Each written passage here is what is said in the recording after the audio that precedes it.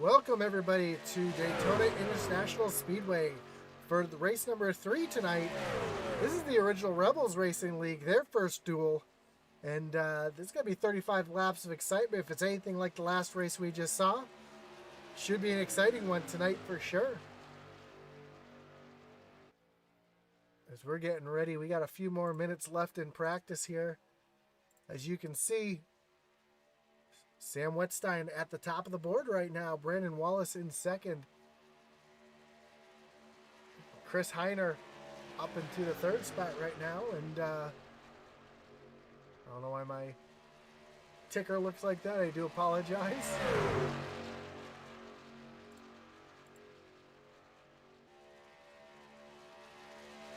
Well, the ticker looks right, but the tower looked wrong. So we'll get that straightened out here. But this is the Ray Cobb duel. Ray Cobb 45 duel tonight.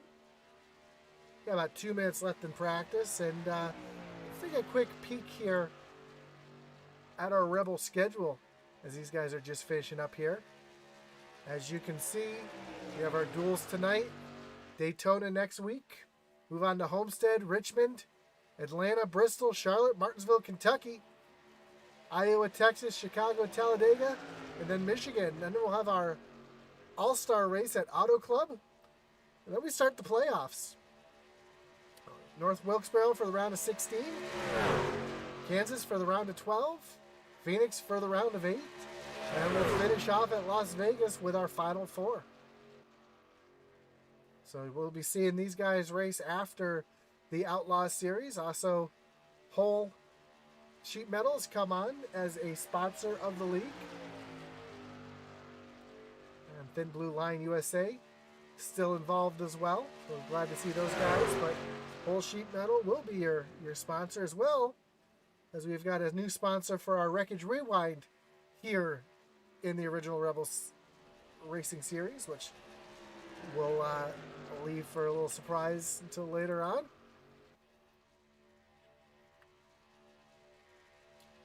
Actually, it shouldn't be a surprise, because just in case we don't have any yellows, we want to thank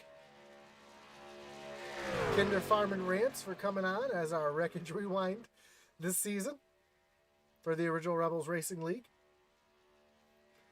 So again, that's Garrett Kinder's family coming on board. We love to see it.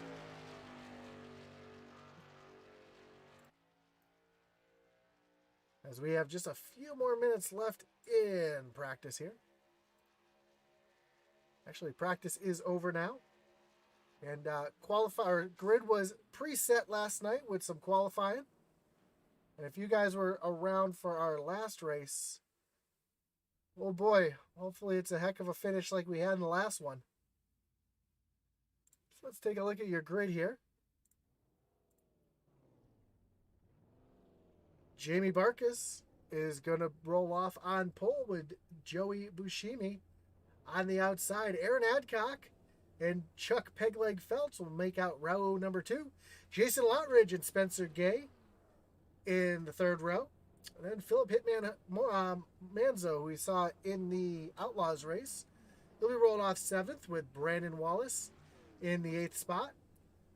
Todd Schott in the 426. He'll be rolling off in 9th with Alex Veith in the 51 in the 10th spot.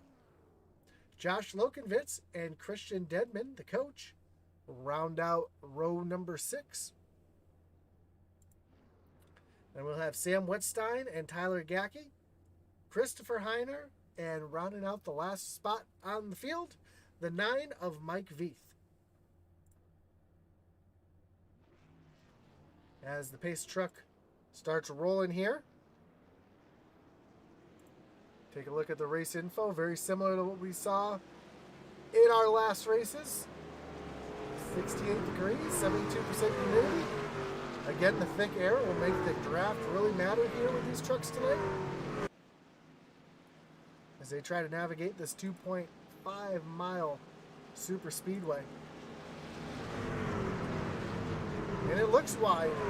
You can easily fit 3 trucks across, but it's a challenge sometimes to get those 3 trucks across. It's nice to see Chuck Feltz up here in the second row. Chuck run with him on Friday nights. He's improved tremendously in the league. It's great to see him up front here. Puts a lot of time into making sure that he's doing what he needs to do to get better. And that 75 machine is tough to pass on Friday nights. And I think this year in the Rebel Series, that truck's going to be tough to pass again here. But Jamie Barkas, your pole sitter tonight, with the 8 of Joey Buscemi on the outside. Jamie's running that Ray Cobb 45 on the hood of his truck.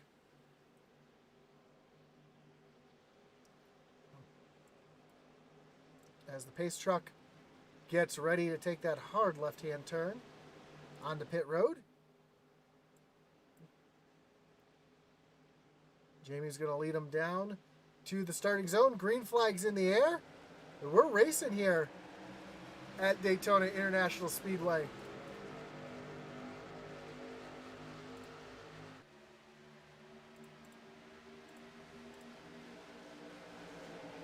Side by side, great run by these two. Getting a good start here. Jamie Barkas got a little bit of the advantage right now with Aaron Adcock right behind him. Give him a little shove. But look out for that high line now as Charlie Feltz is starting to get to the back bumper of the 8 of Buscemi. Buscemi's falling back just a little bit. That's going to give a little bit of breathing room to Jamie Barkas as they go through turns 3 and 4 for the first time.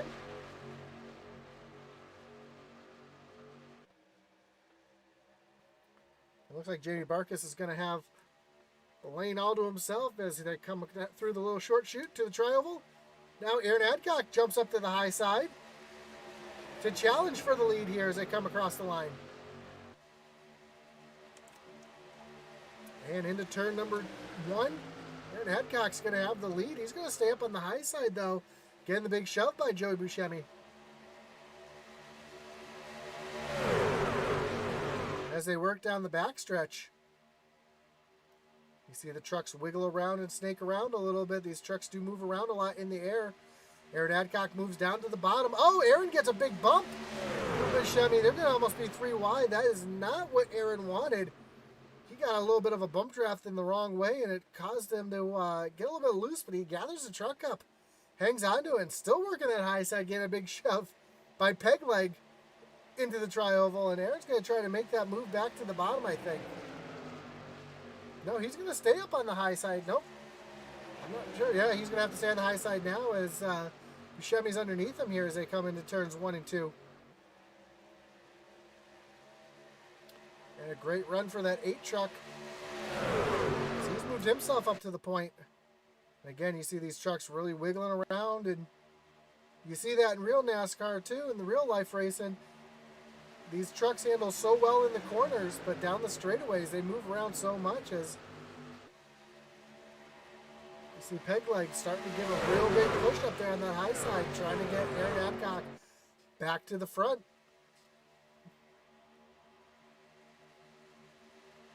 These first 10 cars breaking away a little bit. 11th on back, kind of falling back a little bit, trying to run their own race. Seeing the intensity up at the front here, and looks like they're trying to stay out of it.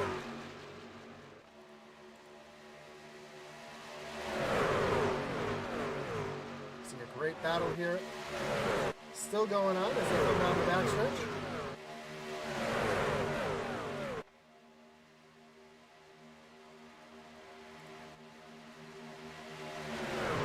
That high side seems to have lost its momentum now. As Aaron Adcock sliding backwards just a little bit.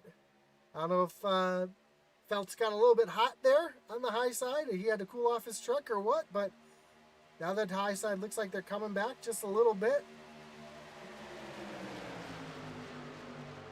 As they side draft Jason Lottridge a little bit, trying to get that draft. See Brandon Wallace on the bottom side right behind Lottridge. Trying to help out as much as he can. Now that bottom lane really separated. That's going to kill the momentum on that bottom lane. You see Manzo staying right where he started in that 7th spot. See if he can move himself up to the front here. He's got the 69 of Spencer Gate to the outside of him as they come into turn number 3.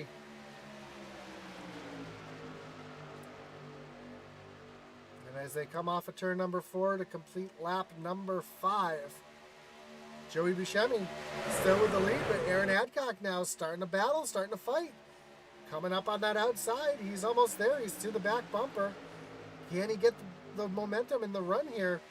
Oh, a little wiggle out of Buscemi. Looks like he got a little bad bump there from Jamie Barkas, and that's going to allow Adcock to really suck up alongside him. They were just side by side going into the corner. As they come off the corner, is that high side going to have the momentum? Saw the 69 get out of line just a little bit, and that third car don't want to push the pusher, but you want to stay right there on that back bumper. Try to get the momentum going.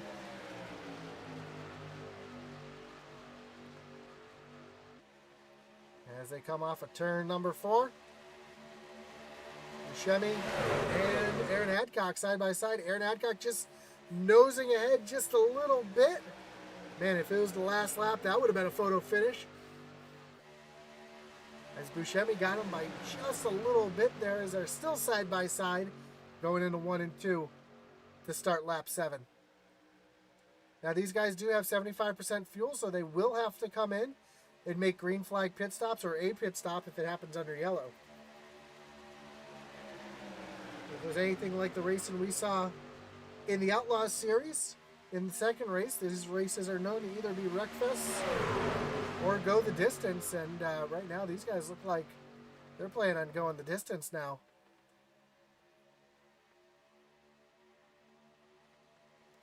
Oh, big wiggle there out of the 69 of Spencer Gay. Almost gets to the side of Lottridge. They're able to hold on to it.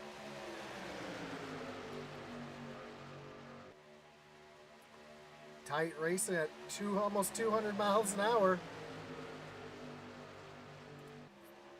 Take a look at Aaron Adcock's speed here. 180, 181. This is like rush hour traffic.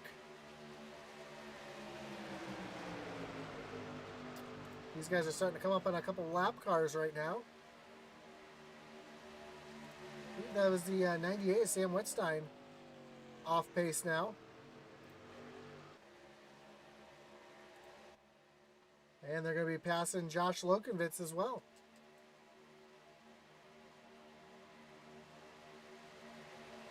So those two cars going a lap down.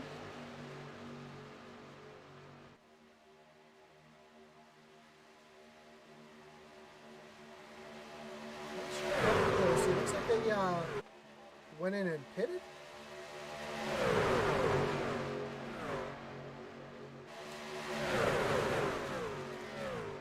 like they were on and off pit road a couple times. Oh, big bump out of the 15 of Barkas. Now Aaron Adcock and Chuck Phelps up to the point.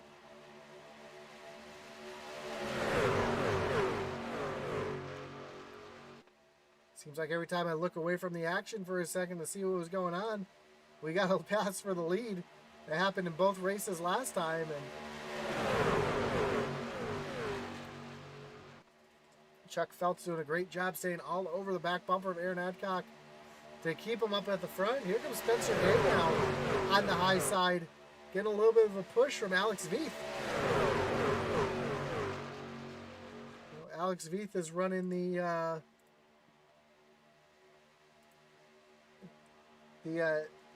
Devin Clemens band Chevy. Do know that he was saying that this is probably the last time he's running it.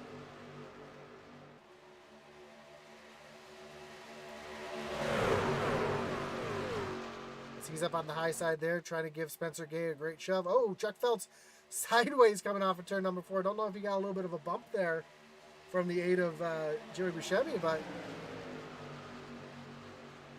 he's able to hang on to it. Now that high side really starting to form up. Trying to get something going here.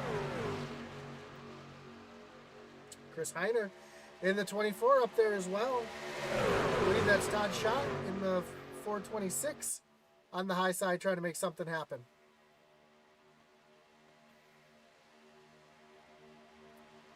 Aaron Adcock getting challenged now on the high side as the 69 Spencer Gay does get a little bit of a run here.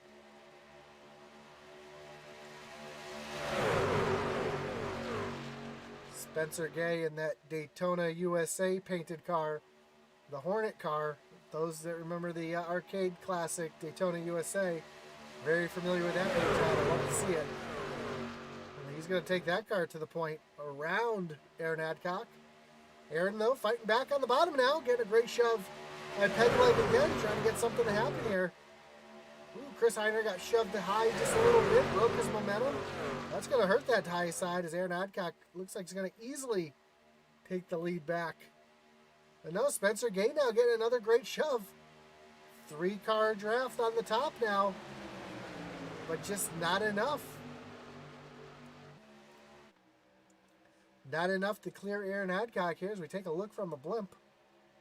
And you can see the run that high side gets down the straightaways. But into the corner, it's just not enough to... Actually, he's clear now. Is he going to take it? No, here comes Aaron Adcock fighting back on the bottom. Now he's there. Not quite clear. Not able to pull down. Chuck Phelps has fallen off quite a bit off of Aaron's back bumper. I don't know if he's getting hot or not. Imagine he is, because he's been pushing for the last few laps. Same thing with the 51 of Alex Veith. Oh, we got one spinning around in the back. That's the 9 of Mike Veith going for a ride. Able to hang on to it. Green flag stays out.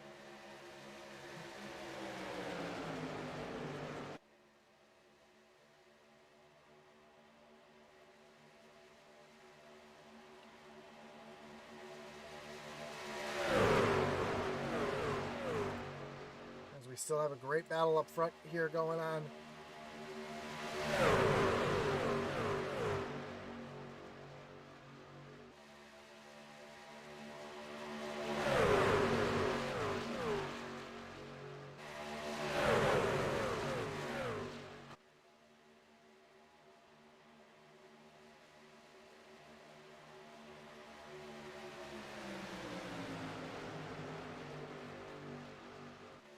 Oh, excuse me.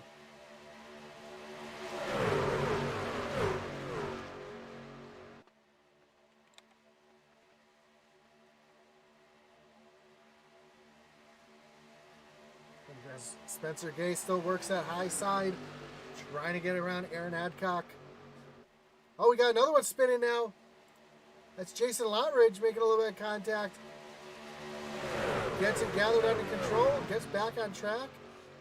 Looks like he might lose the draft, though, as he was able to get back on the track. No harm, no foul, but yeah, he's going to fall way off here and most definitely lose the pack.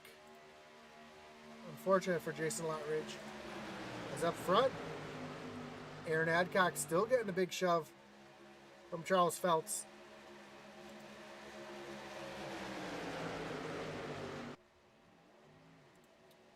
Couple cars on pit road. You see Mike Veith leaving pit road right now.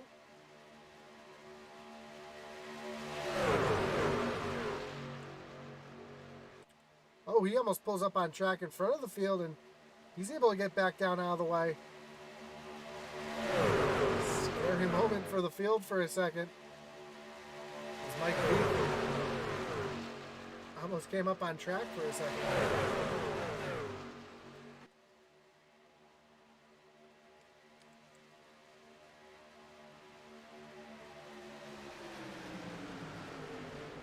Oh, we got Aaron Adcock around the 99 of Brandon Wallace up into the fence.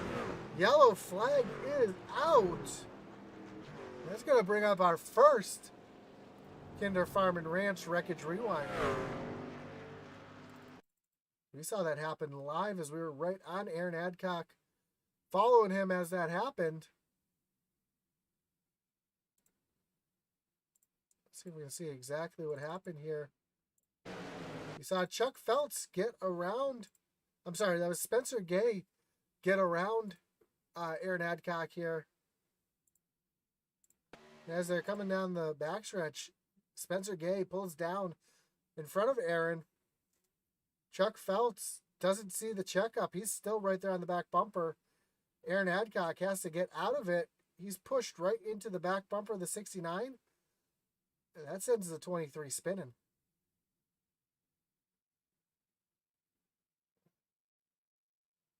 And then the self-cleaning track comes right back into the path of Brandon Wallace.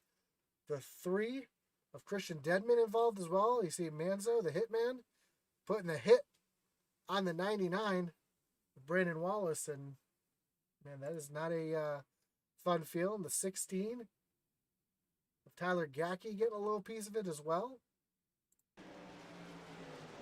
Josh Lokenvitz getting around. So, and now we're going to see the entire field coming down onto pit road.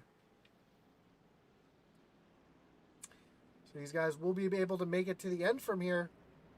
Do see a couple cars gonna have to take their resets. I know Josh Lokenvitz is gonna stay out. He's got to stay out because he's down a lap. Same thing with Mike Veith and Sam Wetstein. Although those two have been on pit road already, so I imagine these guys are going to be able to stay out there and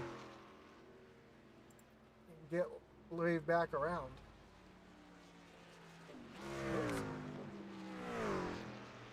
I apologize, my system just hiccuped a little bit right there.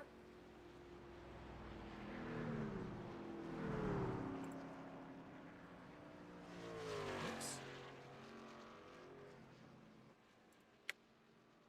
Sorry for the technical difficulties, trying to get everything all straightened out on my end.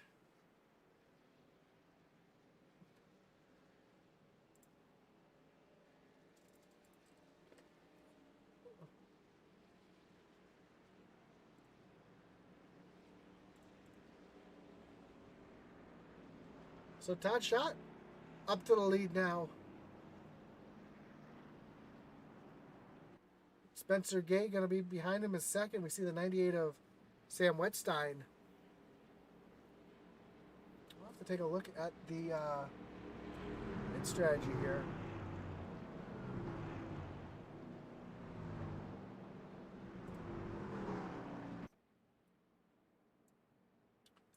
The cars haven't passed the start-finish line. That's why the yeah,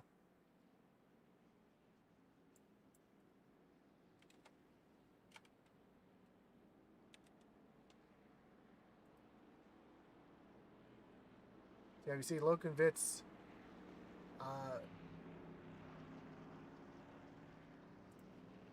Lokenvitz, Sam Wetstein, Mike Veith all have made pit stops.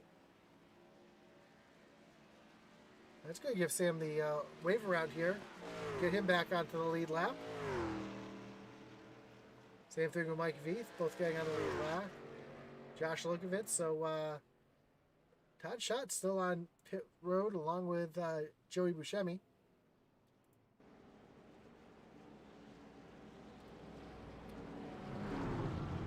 Your leader when this all shakes out. It's going to be the 51 of Alex Veith. Oh, I'm sorry, Spencer Gay. Alex Veith is going to be on the high side in second.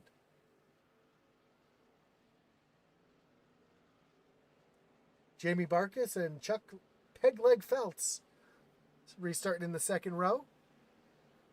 Christian Dedman, Chris Heiner, Hitman Manzo, Aaron Adcock, Tyler Gackey, and Jason Lotridge will make up your top 10.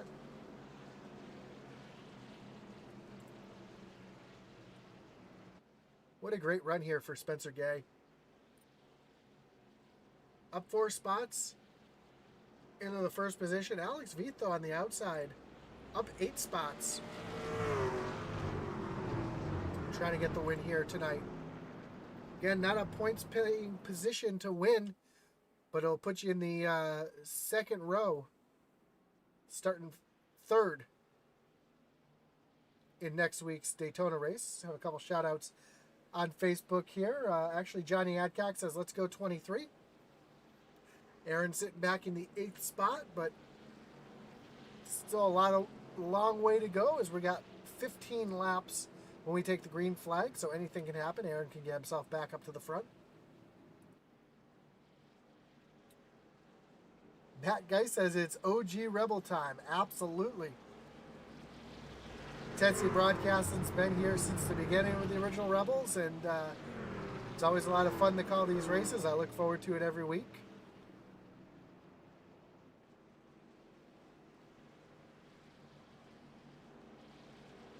It's nice to see a couple new faces up here in the original Rebel series. Chuck Pegleg Feltz moving up from the Outlaws to here.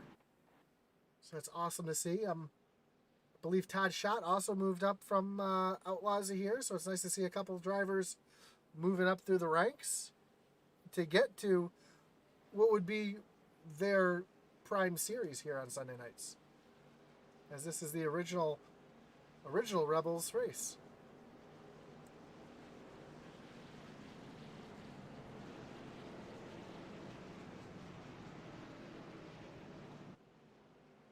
So the lights are off on the pace car. We're getting ready to go back green flag racing here at Daytona. We're going to have just 15 laps to go when the green flag drops. Don't forget to join us after this for the second duel, which will be the Matthew Mann duel to set the outside for next week's race. As the pace car is getting ready to take that hard left-hand turn, there he goes. As Spencer Gay leads him back to the restart zone. Green flag's back in the air. Alex Veith is side by side, but no help as Chuck Feltz got caught sleeping a little bit, looks like. He's starting to come back to Alex's back bumper here as they go into turn number 1. Looks like Alex washed up the track just a little bit. Christian Dedman to get down to the bottom now. He's going to take over that third spot as they rocket down the backstretch.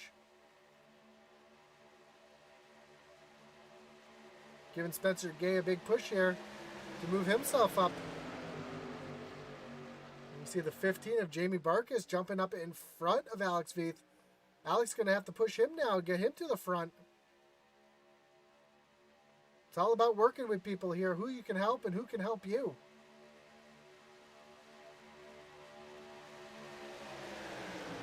As the laps are winding down here at Daytona.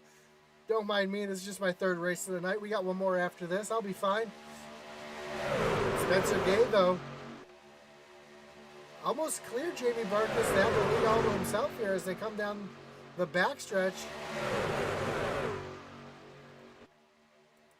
It looks like as they come right at you here, you see the truck starting to snake around a little bit.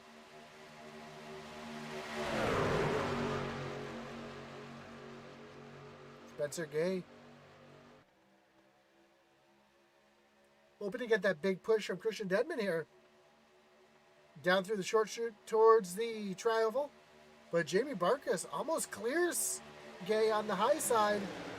Alex Veith trying to push him for all he's got. Thank you, Tyler. I appreciate it. Side by side still. Looks like that high lane's starting to fall back just a little bit. Spencer Gay's able to pull out just a bit here. Take a look at the blimp here. You can see just how tight the racing is throughout the field. Oh, Jason Lotteridge getting out of shape just a little bit behind Aaron Adcock. Aaron Adcock up to the 4th spot on that high lane, trying to make his way back up to the front here. How much time does he have left? Can he pick the right lanes to make the right moves? That's the question. He's got Jason Lotteridge right behind him trying to give him a shove. Here comes Pegleg. Back to Alex Veith's back bumper. Thought he was going to get a little bit of a run, try to come to Veith to try to get Jamie Barkas back up to the front. Ooh, Alex Veith giving a bump to that right rear. That's not the place you want to push. If you're going to try to push the car in front of you, you want to make sure you are right square center in that bumper, or you can turn that car right around in front of you. Ooh, Pegleg getting a little loose there. Alex Veith looking to the high side, trying to make it 3 wide. Ooh, wise move from Pegleg there. Let him fall back in line. Well, that's going to give Spencer Gay and Christian Dedman the lead on themselves. Oh, Dedman makes a big move to the high side.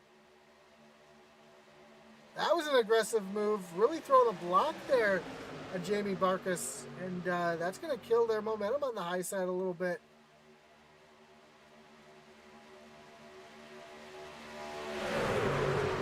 Now here comes Chris Heiner giving the big shove to Spencer Gay. Now is Heiner going to make the same move to try to get up there in front of Christian Dedman and try to take the lead? Dedman now with a great push from Jamie Barkas and trying to make that high side work.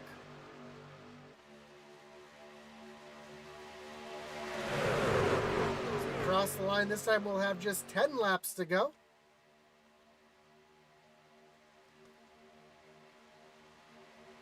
Who's going to lead this lap as they come across the line? It's going to be Spencer Gay by a nose. Oh, Spencer, they're wrecking right there. Spencer Gay got a little out of shape. Dedman around. Caution is out. And that's going to bring up our Kinder Farm and Ranch Wreckage Rewind.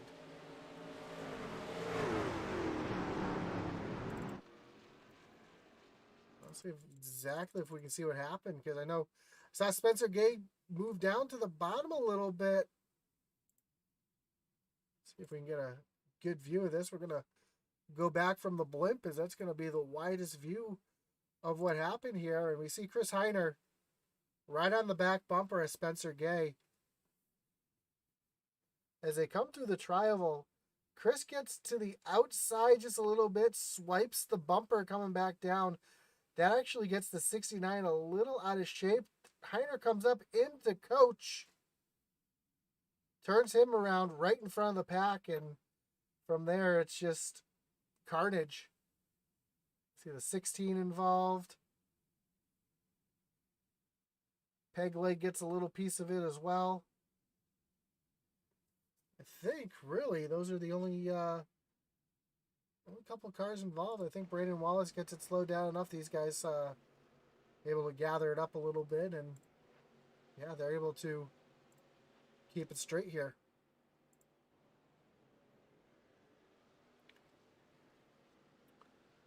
But you can see the damage to the right front of Chris Heiner here. So you know he'll be going in the pit road here.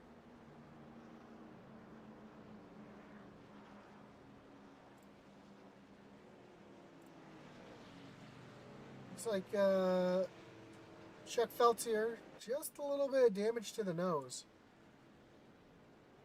Doesn't look like too much damage to the nose there, and we'll probably have to go in and get some repairs done. I don't know if he'll use a reset or if he'll just try to get the repairs done, but we know he'll be hitting pit road as well.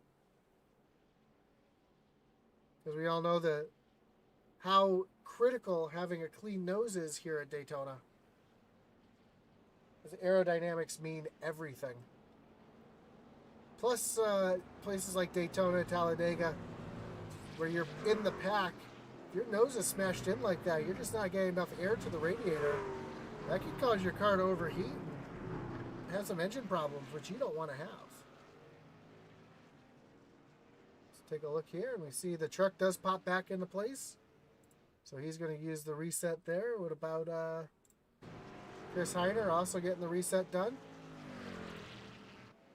So Spencer Gay continues to be your leader with Jamie Barkus. Well, Manzo. Manzo up into the third spot. The Hitman. Avoiding the hits to get up there. Then Alex Veith sitting in your fourth spot right now. Oh, doing a good job staying out of that last wreck. And then Aaron Adcock into fifth. After having that unfortunate spin a few laps ago. Back up into the fifth spot. Trying to make something happen here. So he's back up towards the front. Don't mind the sound of the water bottle crushing as I'm trying to grab myself a drink.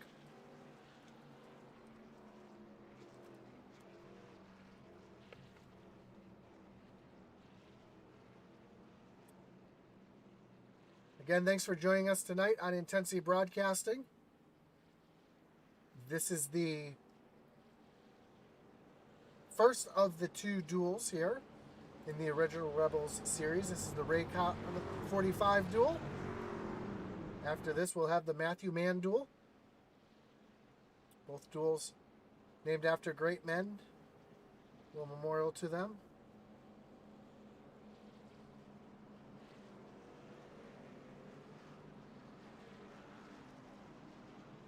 So don't forget to stick around for that, as we'll be going live at 11 Eastern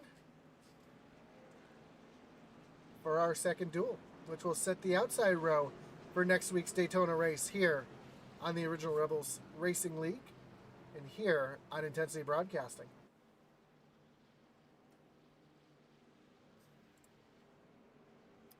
And if you like your iRacing and your e-racing, don't forget to tune in every night here on Intensity Broadcasting. We do have live racing 7 nights a week.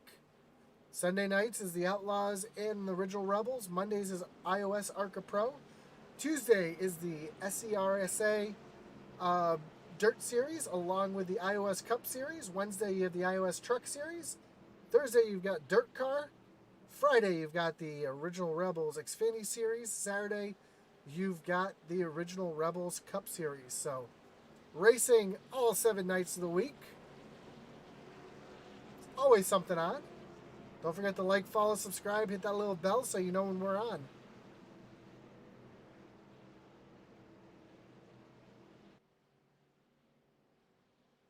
As the lights on the pace truck are off, we're getting ready to go back green flag racing. We're re-racked, re-stacked, and ready to refire here. As the pace truck's getting ready to take that hard left-hand turn. On the pit road, Spencer Gay's going to lead him back down to the restart zone with Jamie Barkus on his outside. Green flag's back in the air. They are side by side. Great jump by Jamie Barkus being able to stay side by side with Spencer Gay as they go through the short chute into turn number 1. It looks like Barkus is going to have a bit of an advantage here. He's got Alex Veith and Aaron Adcock with the push on the outside. And here comes Jason Lottridge trying to make something happen on that bottom side. Where's the momentum going to come from? As Jamie Barkus now getting pushed up into the lead here. Manzo, though, all over the back bumper of Gay. Spencer Gay getting the run through the corner here through 3 and 4. As we come back to the tri-oval, Flagman's going to put his palm out there to indicate 5 laps to go. As they come through the tri-oval here, Spencer Gay with a bit of a lead, about a half truck length lead at the line. Oh, Manzo comes up into Barkus, and we got a big one here. Yellow is out.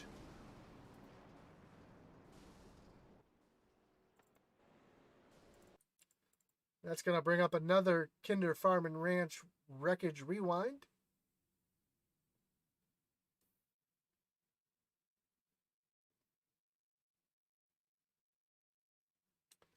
And folks, this is the big one. This is the really big one. So we're going to take a look 4.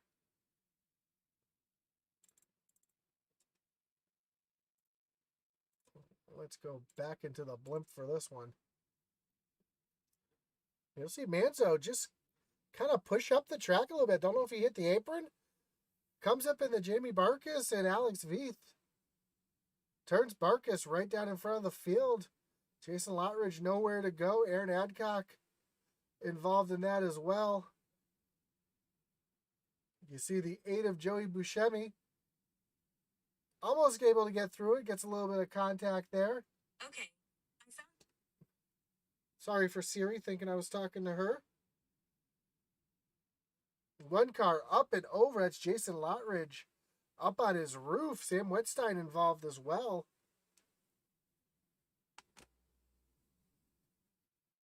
The 42. That's going to be, to apologize, I don't see a 42 on my screen. Oh, that's a 426 of a shot involved as well. And man, that's going to take out pretty much the entire field there.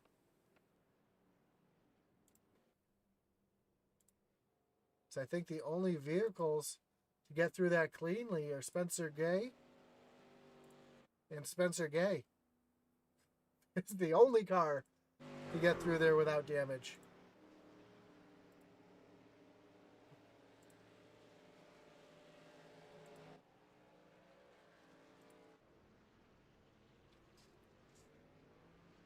As they come across the line here, we're going to have just 3 laps to go.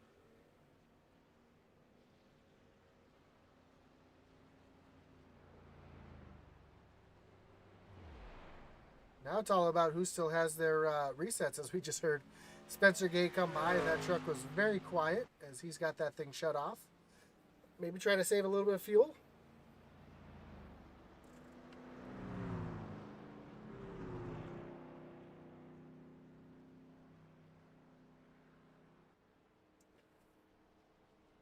See, Chris Heiner right behind. I don't know how much, if he's got damage. It looks like his truck is got a little bit of front end damage. Looks like that hood is popped up just a little bit. Yeah, you can see the damage on that truck there. Christian Dedman with a lot of bit of damage to the front of that truck. Joey Buscemi, though, nice clean truck here. That's going to be an advantage for him. Tyler Schott, also a clean truck. Jason Lottridge using a reset. Alex Veith had the reset in the bank. Jamie Barkas. Mike Veith. And then there's the cars who, or trucks, excuse me, who did not have such good luck. Pegleg. See, Josh Lokovitz with damage. Aaron Adcock, his day's done. Manzo. Brandon Wallace, we saw him up on his roof. Sam Wetstein involved. And Tyler Gackey. But up front, with the best view right now, Spencer Gay.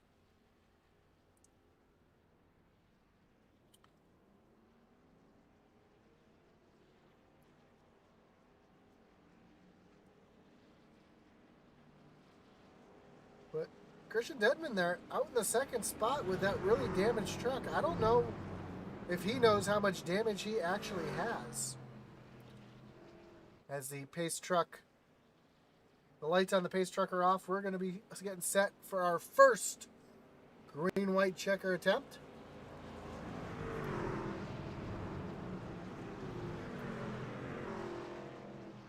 And from my experience of super speedway racing, that truck, that 3 truck right now, is not going to get going as fast as he thinks he's going to.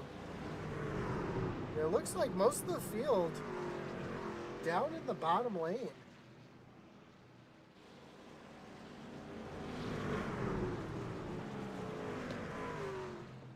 Joey Buscemi on that high side, though. He's the only truck out there to help Dedman, and Dedman with a lot of significant damage to that truck. We'll have to see how that truck fires off. And hopefully it doesn't stack up the field and cause another big one here. As most of these guys, I think the only person who still has a reset left is Spencer Gay. Mike Veith, though, how about him moving up into that third spot right now?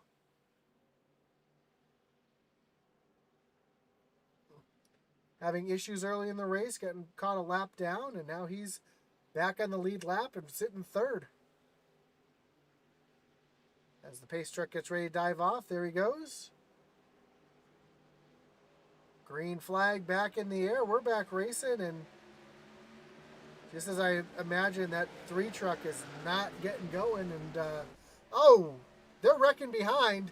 Yellow is back out.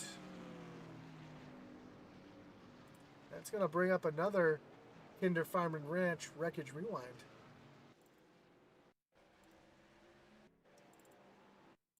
As I think that was, I hate to say I called it, but I believe Christian Dedman just did not get going on the start due to all the damage. And the 8 of Joey Buscemi tries to get around, and Dedman just comes back up the track and gets hooked by the 8. Put him into the wall. A lot of damage there. Catches the 24 of Chris Heiner, the 426 of Schott. Alex Veith gets into the back of Lottridge.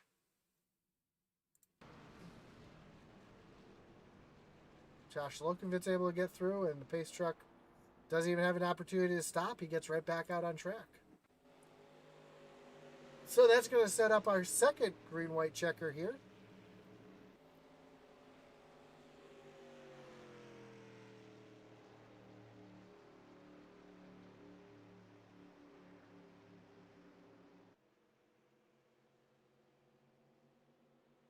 Don't forget, we got another duel right after this one. A Matthew Mann duel. Set the outside row.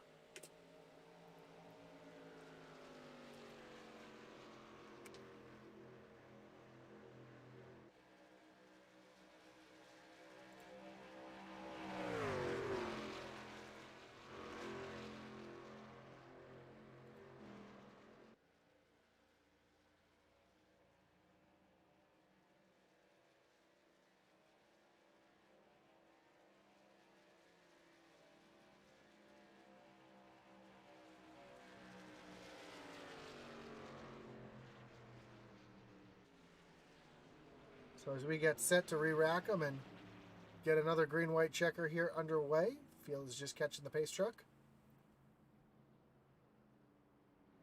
Aaron Adcock and Mike Veith will be your front row for this restart. Jamie Barkus and Chris Heiner will be right behind them with Chuck Pegleg-Feltz, and I'm not sure who's going to be, looks like Christian Dedman, who's still even more banged up after that last one there.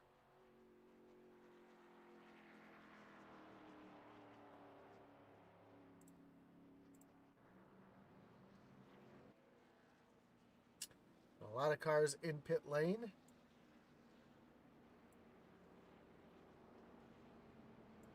I'm actually going to turn off my pit lane indicator.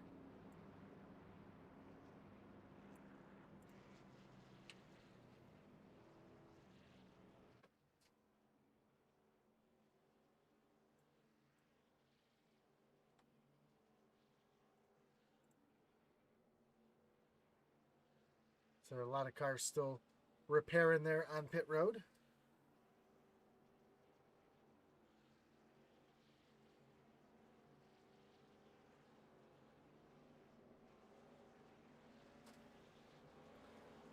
The lights on the pace truck go off. We're getting ready to refire here.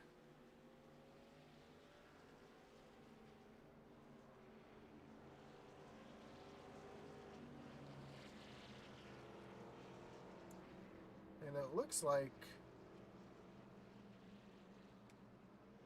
did race control go to, nope, I thought they were going to single file restarts. There goes Mike Veith jumping to the high side to get him lined up here for the restart.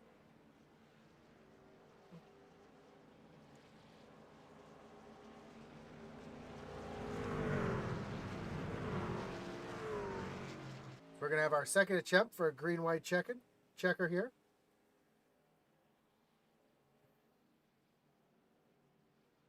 Jason Lottridge coming back to the field. Looks like he's got a nice clean truck. Maybe he can make something happen here. See Josh Loganvitz catching up to the field as well, coming down the backstretch.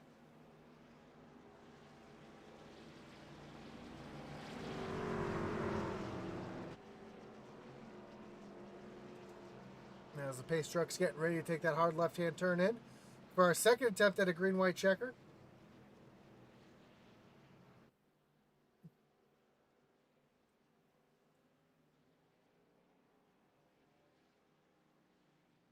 Pace truck gets ready to pull off.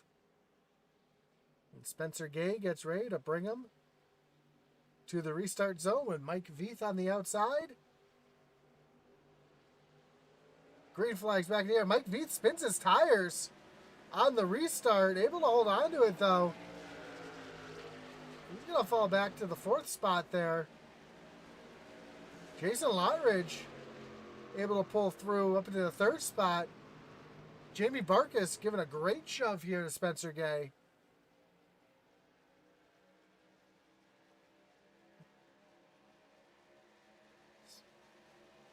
Mike Veith, though, coming back on the outside here. Here comes Jamie Barkus working to the outside. Can Mike Veith give him the shove here to move them both up to the front as they come through turns 3 and 4? Veith almost gets to the side of Gay, and Gay's got a great run here on Barkus. Now these four kind of spread out a little bit as we come to the line to take the white flag. Hopefully we can get to the white flag here, which we do. No more yellows will come out. Here comes Spencer Gay, Jamie Barkus side by side. Coming into turn number 1, Jason Lottridge, Mike Veith on the inside and outside respectively. As they come through turns 1 and 2 here.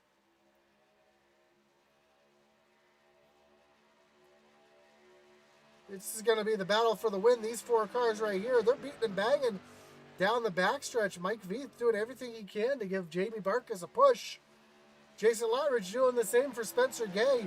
Spencer Gay's going to get a little bit of a better push here through 3 and 4. Lottridge not able to slide up there, doesn't have the room. He's going to have to stay there. Mike Veith dives down to the bottom, trying to do, oh, there's some contact. Big contact. And Mike Veith is going to come home in second. Jamie Barkus in third. And, man, I don't know. Wow, that was a little bit of contact there to get him across the line and move Mike Veith into that second spot. You see the fireworks going off on the backstretch. But your winner tonight, Spencer Gay, getting that coveted third position on the starting grid for next week.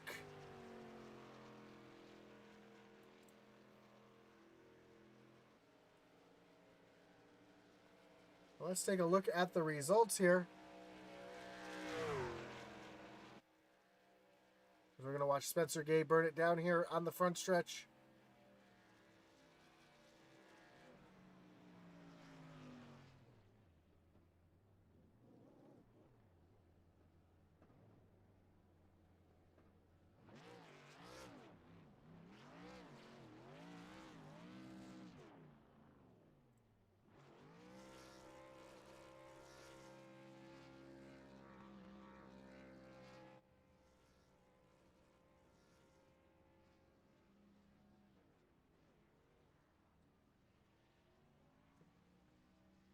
So Spencer Gay, your winner. Mike Veith second. Jamie Barkus third.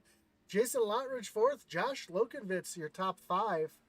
And then in typical Rebels fashion, Mike Veith comes in and gives the celebratory slam in the side. Let's see if we can get a word here with Spencer Gay.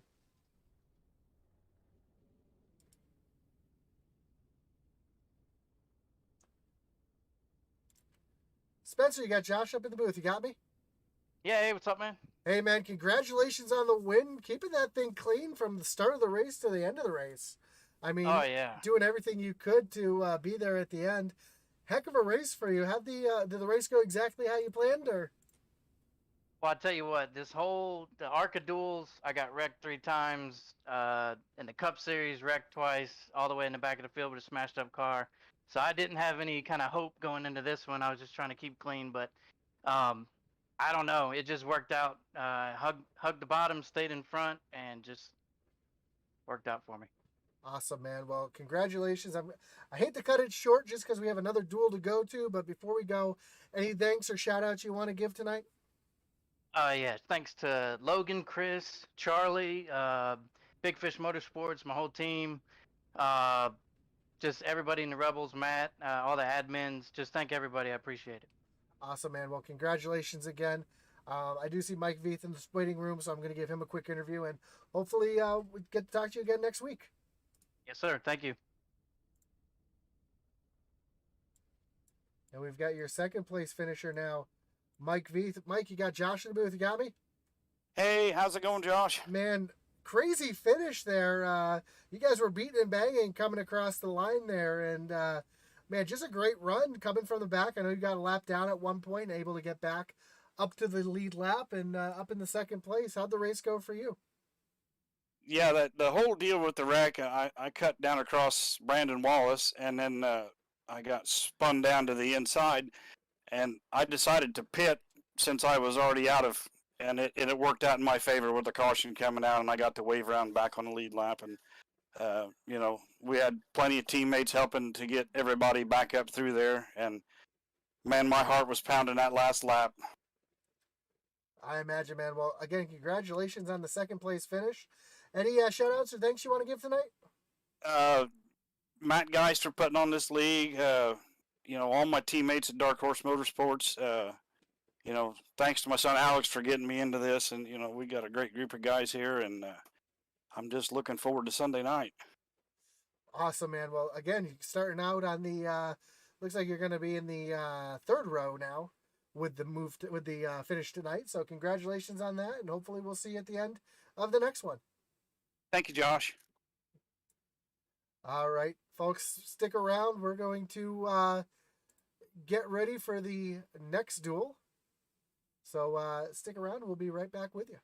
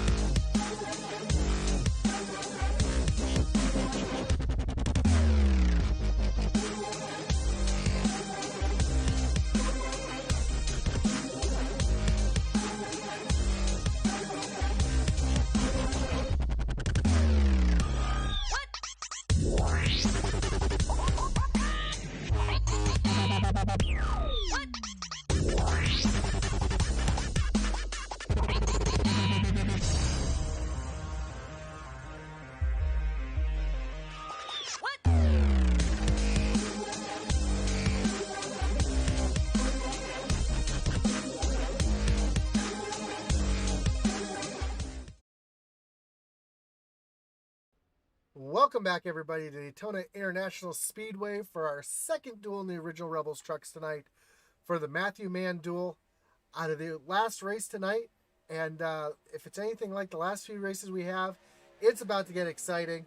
I'll be joined in the booth tonight by Alex Veith, who was just in that last run. He had a first front row seat to a lot of the action in that last one. And when he joins in, we'll pick his brain a little bit, see what he saw. But yeah, this is going to be the outside. Alex, you with us? I had to go get something to drink. That got a little intense. Yeah, yeah. That last one was pretty intense. There, we saw a couple big ones there, but able to get a great win or second place finish for your father there. Yeah, I'm incredibly stoked on that. He ran all that super speedway Kings to kind of hone in his craft on the plate racing. And I think it really helped him. So good to see that out of him. Yeah, and I know it's going to be a great run tonight as we're coming to our last duel here with the original Rebels League. Sorry about that, a little technical glitch there.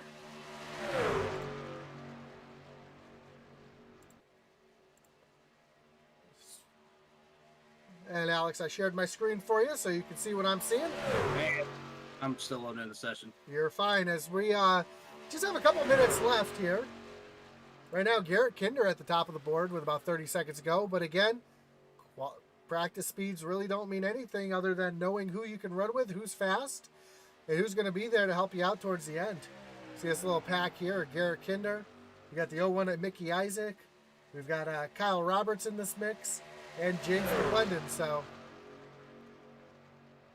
Yeah, it's a little weird to see Mr. Kinder and the 13 machine as I we did a little number shuffling between season 2 and 3, and I'm finally back home in my 51.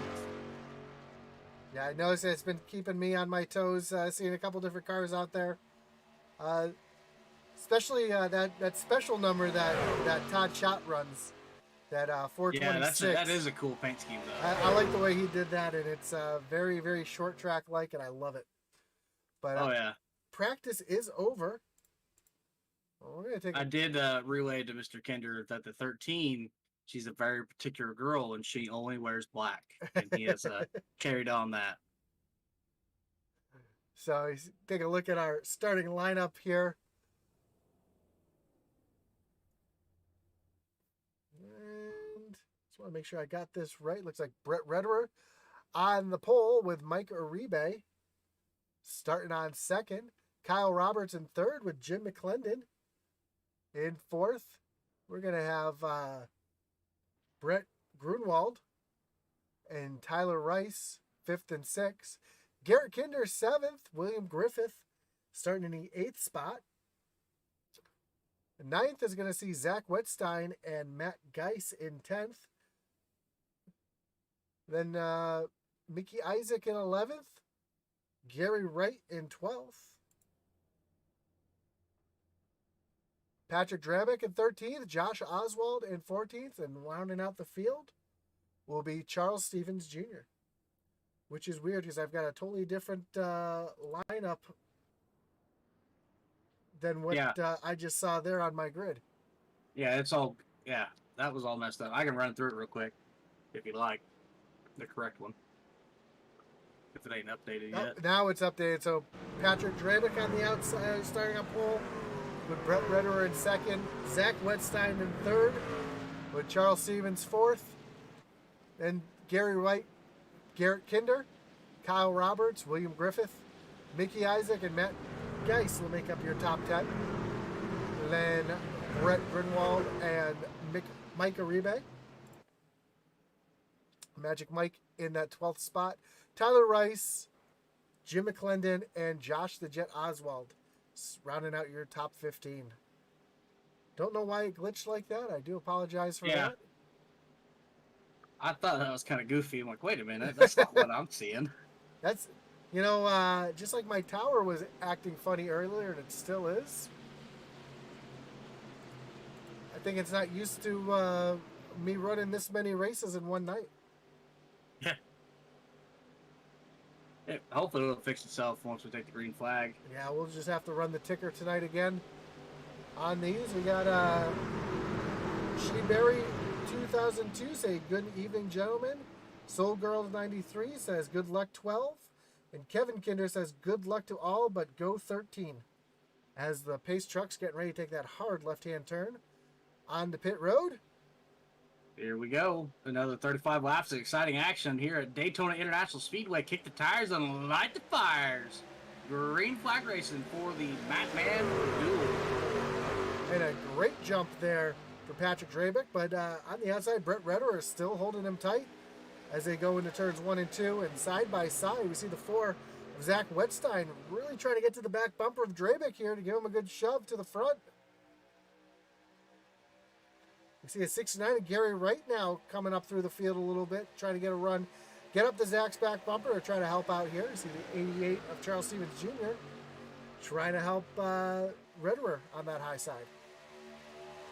It seemed like in my race, that top side just really struggled to get momentum all night. And then once that momentum came, it was like a wave. You couldn't stop it. And then it took nothing for the bottom to get back going with the side draft. It was kind of weird. And the 69 of Gary Wright up to the high side in front of Redderer, trying to get that momentum going. It looks like Redderer almost took him 3 wide there for a second, thought better of it, as we're only working lap number 2. If that was further on in the race, I'm sure. Oh, Mickey Isaac gets loose up the track into Redderer. Banging doors. Need to work on getting that separated. That's just going to kill the momentum for the high side with those 2 3 wide like that. And they kind of get settled down. Gary Wright tucks back down on that bottom line. And it seems, Zach, that damage in these trucks now just really kills. Any little damage you have really kills in the draft here, and it can really hurt your momentum and ruin your day. We saw that with the 3 of Coach Dedman in that last race, having a lot more damage than I think he thought he had, and had some issues there towards the end. Yeah, even with what little aero damage I had at the end, I couldn't run. I could run the top of 3rd or lose speed in 4th. It was crazy.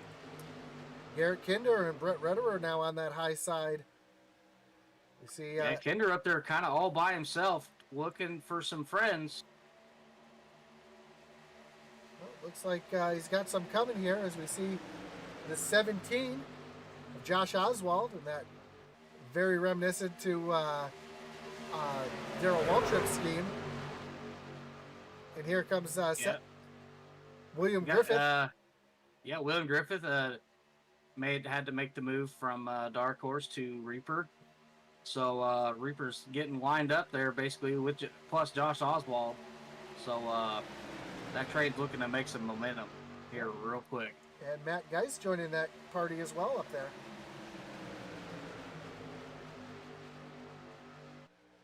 So we see Kinder trying to make that high side work, not leaving his partners up there on the high side, and starting to make their way up to the front here. Already to the outside of Magic Mike. And here goes the 5. Brett Greenwald to the top side. He saw the momentum coming. He's looking to capitalize on it. And who else just went up?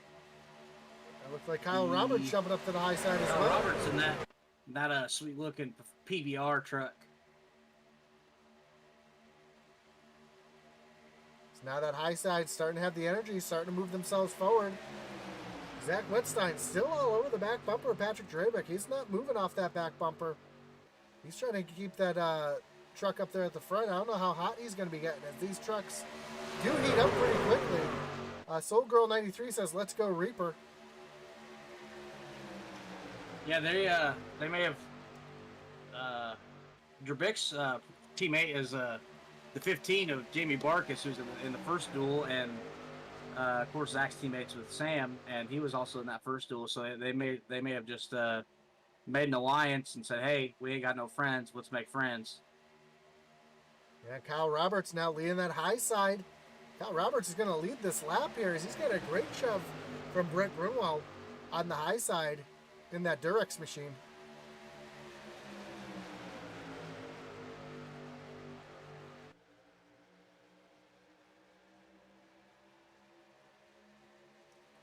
That high side really lined up a lot better than that low side. That's where the energy is going to come from as these trucks get lined up here. Remember, these guys do have to make a pit stop still, as they're only running 75% gas and percent fuel.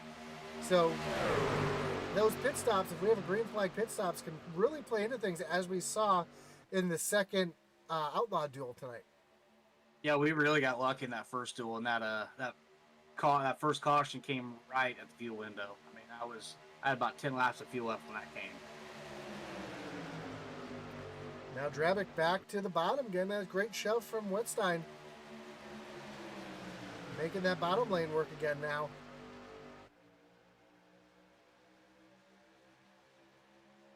As the whole field now, you can still throw a blanket over the whole field. All 15 trucks still in line here. That Kyle Roberts is one of those plate track race. Oh! Big wreck, the whole field. The big one comes out here at Daytona, and that's going to bring up our... Yeah, that's going to collect about everybody. That's going to bring up our first Kinder Farm and Ranch Wreckage Rewind. And I think... looks like Kyle Roberts may be the only truck that escaped. No, he didn't escape that. I take that back. We'll have to take a look here from the blimp. We're going to look a little bit further back so we can see the entire... And it looks like Kyle Roberts... Oh, no, it looks like the 5, excuse me, of Brett Grunwald comes down a little bit. You're not playing. Oh, I'm not playing. I apologize. That's the first time I've done that tonight. It's been a long night, folks. I do apologize. Let's try this again. So if you see the top of the screen, we see the 5 come down into Drabick. He gets up into Kyle Roberts. And I think that's going to hit every single car in the field. Yeah, I'm looking at it from the chase, and from what it looks like to me, Grunwald goes to push and catches the bumper of Kyle and upsets him.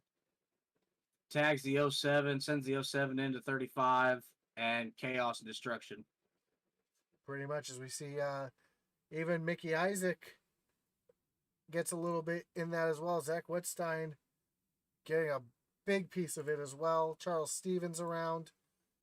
And one truck. I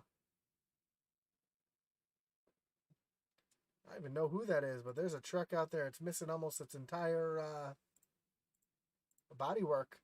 That one, right? Yeah, that's the 5. Yeah, Brent Gromwald. No, weird. That's that weird iRacing glitch. Nope, that's the new damage that the trucks have. I know it seems really weird, but yeah, these trucks do have a little bit of a new damage model. iRacing really didn't announce it, but it's there. That's weird. So Kyle Roberts gets back out on track first, with Matt Geiss right behind him. William Griffith. Josh Oswald. Brett Redwer. Jim McClendon. Tyler Rice. Patrick Drabick falls all the way back to, it looks like 7th spot right now. Gary right off pit road, and there's still a lot of cars, or excuse me, trucks on pit road. There goes Charles Stevens rolling off. Zach Wetstein still on pit road. Garrett Kinder just starting to roll. Mickey Isaac rolling. And Zach Wetstein got pushed all the way down pit road by Garrett Kinder, and he ran out of mid up one stall. Oh, so he had to go around and... No, he's got a tow from the stall in front of him, which is not ideal. That's going to be about a 3.5 minute tow, so... For nothing.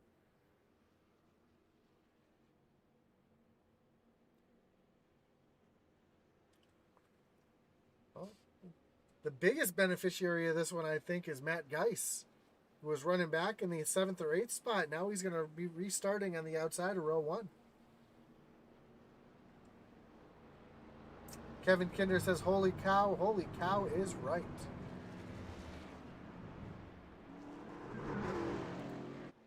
So we want to thank Kinder Farm and Ranch for coming on and sponsoring the Wreckage Rewind for the original Rebel series.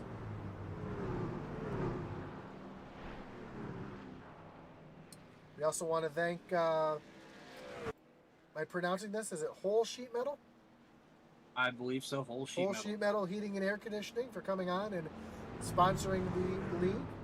If you know That's this. Ken Farmer, I believe.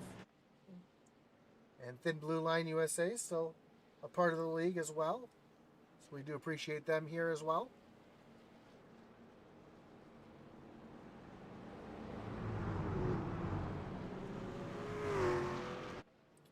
And if you're looking to sponsor the league, get a hold of Matt Geis. He'd be happy to help you out and see what we can do to get your name on these broadcasts. So Kyle Roberts is going to restart on the bottom lane with Matt Geis on the outside. William Griffith, or Seth, so I don't get yelled at in the chat, is going to be starting back in third. And Josh Jet Oswald is rolling off fourth. Josh already up 11 spots from where he started, so a little bit of a beneficiary of that last caution as well. As the pace truck's getting ready to take the hard left-hand turn. We're re-racked, restacked, ready to refire here at Daytona. Green flag's in the air. Kyle Roberts hits that loud pedal, gets out to a little bit of a lead here on Matt Geis. They cross the line, and Matt Geis has Josh Oswald all over his back bumper, trying to give him a good shove here. Ooh, little bump there, gone wild. You saw Griffith get in the back of Roberts and shoot him up the track just a little bit.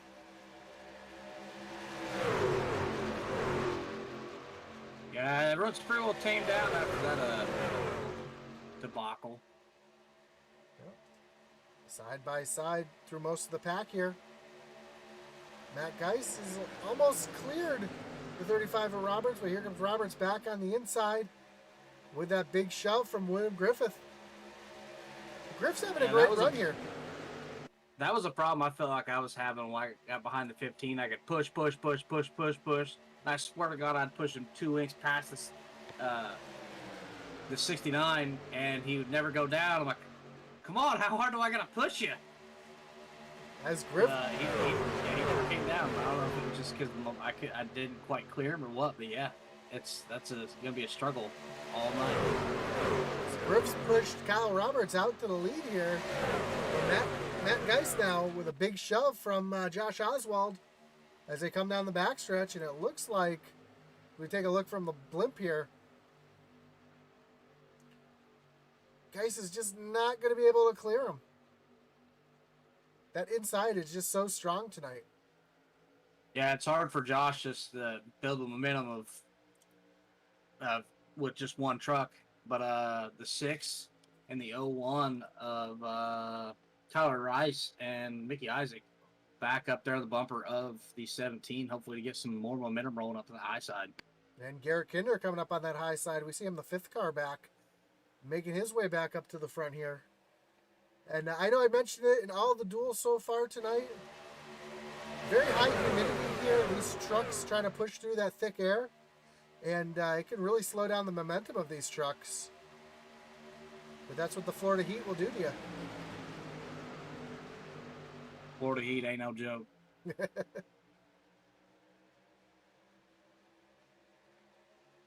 As Griffin, that Reaper Racing truck, trying to get himself up there in that Pepto vehicle.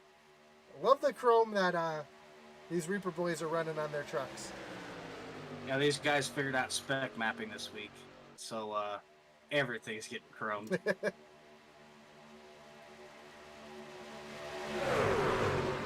Kinder figured it out and was chroming everything he could chrome. Yeah, I know he asked me for a little bit of advice on the chroming as well, because he's seen mine. And I tried to help him out with as much as I could. As we see, speaking of Kinder, oh no, that's Tyler Rice there on the high side. Here comes Matt Geis. There goes Matt Geis to the bottom. And part of that is that Matt just wants to get to the lead, and part of that, I'm sure Josh Oswald is getting hot there, pushing him for that long on the high side. And here comes Tyler Rice, being able to give a big push to Oswald. Well, Tyler looks like he's going to go to the high side, maybe split him here. We might have got a little arrow loose. I had that problem a few times where it just pushed my truck to the wall there if I got too close coming out into the triangle. Looks like everything, like you said, is starting to calm down a little bit. It's getting single file now. Yeah, we're coming to 20 to go already. And it's single file. We didn't have much single file in that first duel, did we? No, we did not, but Josh Oswald's stuck on that high side now, starting to fall like a rock. Maybe he can tuck down in front of Kinder. No, he's going to actually get caught out there just a little bit longer. And it looks like, was that the, that orange truck on the outside? That's the 69. That's the 69, Gary, right. Yep, he's starting to come up on the high side. He's got some help coming as well.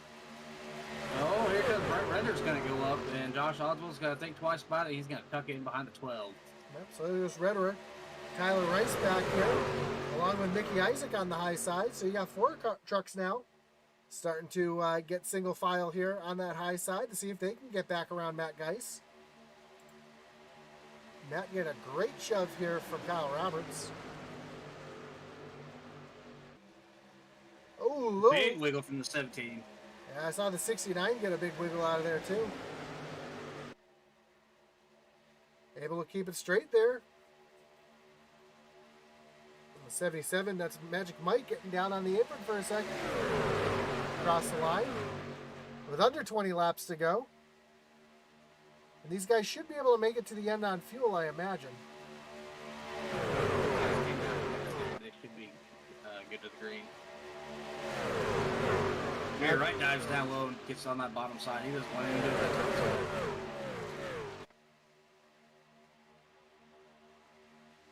As the trucks snake down the backstretch again, how much do those trucks move because of the air? Because I know we see the trucks moving so much down the backstretch. And the arrow really does upset him. What I was doing, you could see that kind of faint line that separates kind of the bottom and the top. I wasn't paying attention to anything, the vehicle in front of me. I was locking my eyes on that and doing everything I could to keep it there.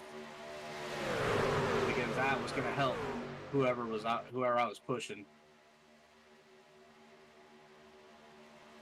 Now Redder is starting to get a little bit of momentum on that high side. He's already getting past Griff here. Setting his eyes on Kyle Roberts on that high side. Can Kyle go up there, see the momentum, and block it, try to take it for himself, or is he just going to stay hooked on Matt Geis's back bumper here? I think he's going to stay hooked because I think he might have a little trick up his cowboy hat.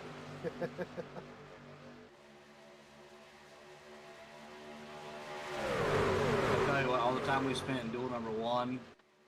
Oh, 69 turn. goes around, gets caught by Magic Mike. Yellow is out. That's going to bring up our Kinder Farm and Ranch Wreckage Rewind. And we'll have to see exactly what happened. I believe Magic Mike might have pushed up the track just a little bit. Yeah, we see Mike down on the apron, which is going to cause your truck to shoot back up the track. And at the same time, looks like the 69 Mike came down just a little bit. Those two occupy the same spot on the track. Yeah, collects Jim McClendon a little bit. Everyone else is going to steer clear. Ooh, Magic backs into the wall hard.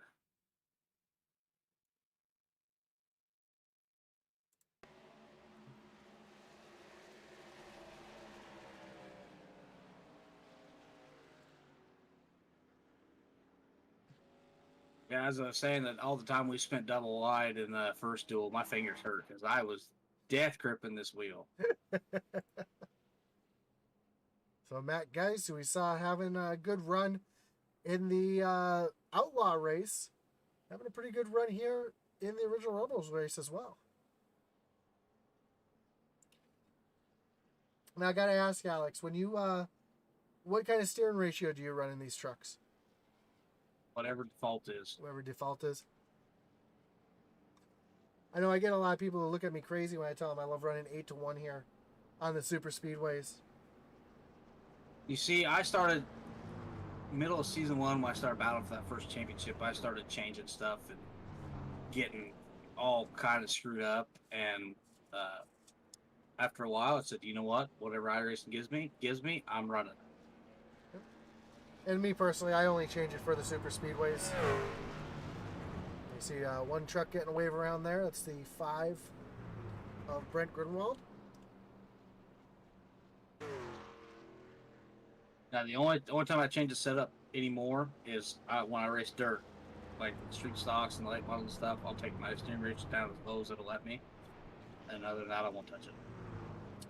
I know in the Xfinity series, I've been playing with brake bias the most out of everything.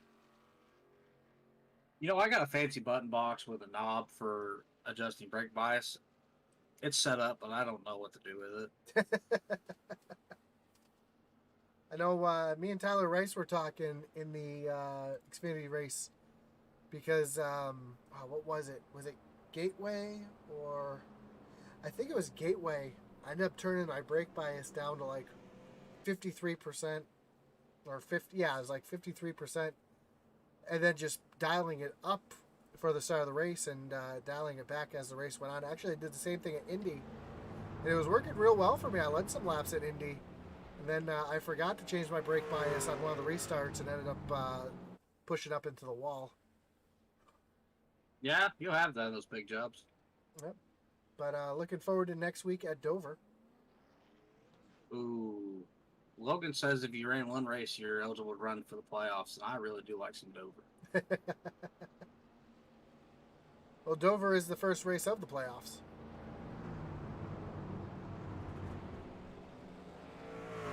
When the officials were at Dover, I ran a lot of Dover. It's a tricky track. I like it. I know early in the season I think I was running like 3rd or 4th.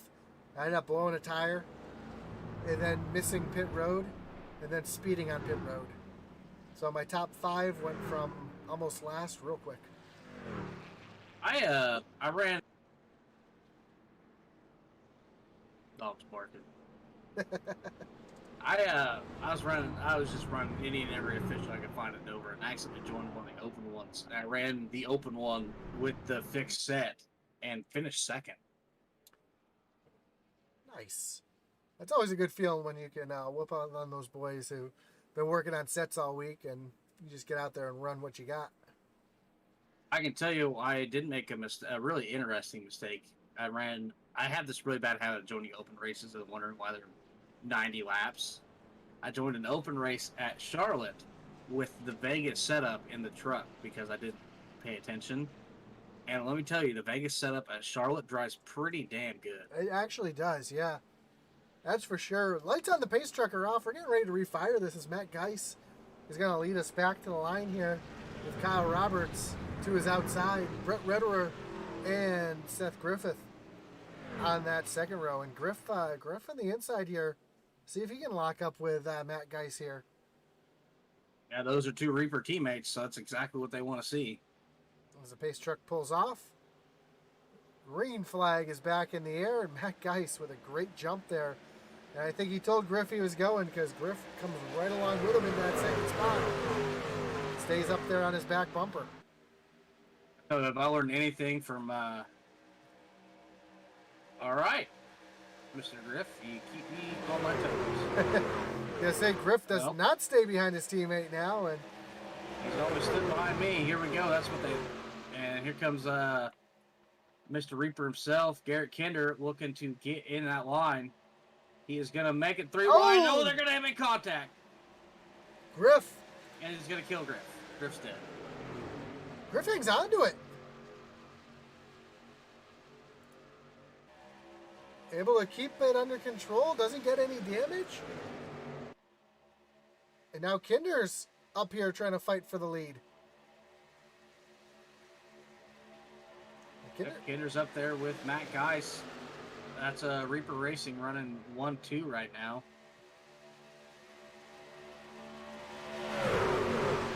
Brett Rederer back to the inside here trying to take that position. Got Kyle Roberts giving him a big shove through the corner here and onto the backstretch.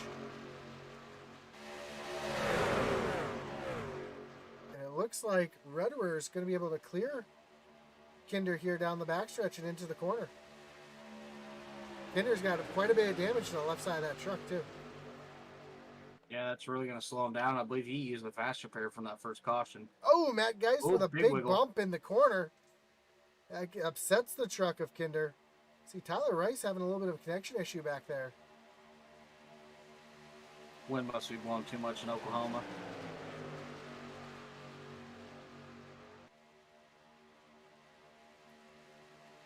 Yep, we're almost 12 laps to go. There we go. I can read that. Yeah, 12 laps to go, and starting to heat up. Starting to see a lot more side-by-side racing. I've seen a lot of in the duel. And the duel before this. Yeah, Kinder with a great shove from his teammate Matt Geis here. And Matt almost won his duel in the Outlaw until he's passed in the last corner. I need to go back and watch that. It was good. Oh, it was a great one.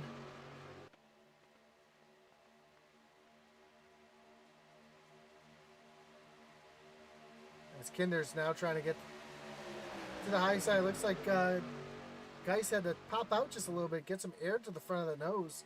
Same thing with Kyle Roberts there. Tucks the inside a little bit, gets a little air to the nose. These things starting to heat up real quick. And it really seemed like that driver's side door damage on the 13 machine really started to slow that machine down. As I thought Tyler Rice is going to poke outside. Ooh, we're going to go 3 wide.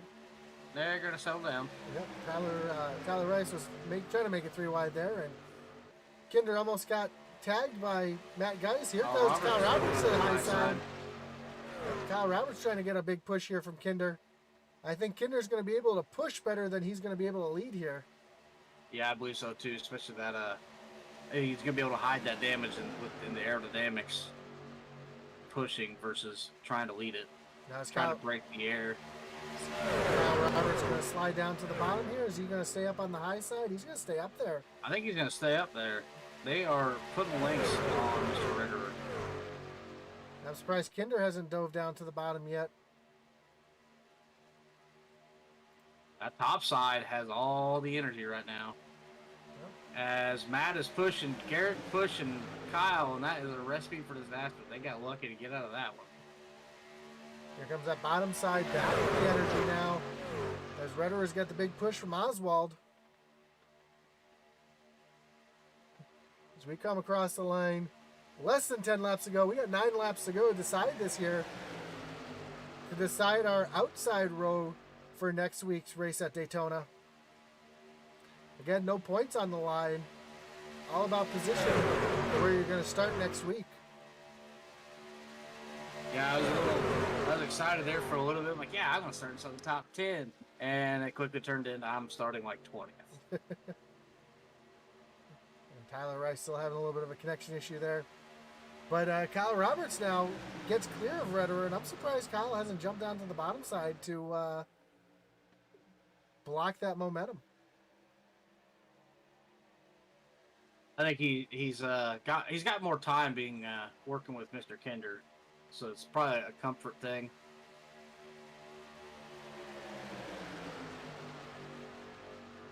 Eight laps to go here at Daytona in the final duel of the night. Part of our quadruple header. I worked a lot with Brett in the past, so I mean he's good. He's a good guy to push, a good pusher too. So I mean it's 6 in one hand, half dozen in the other. For sure, as that bottom lane starting to get a little loose there. Oh, big push from Kinder. Almost turns around the 35. He's able to hold on to it. That's going to break up that high side a little bit. Here comes the 07 now of Patrick Drabick back in the picture. No! Oh, big spin. Truck's upside down. It's like they didn't see him coming.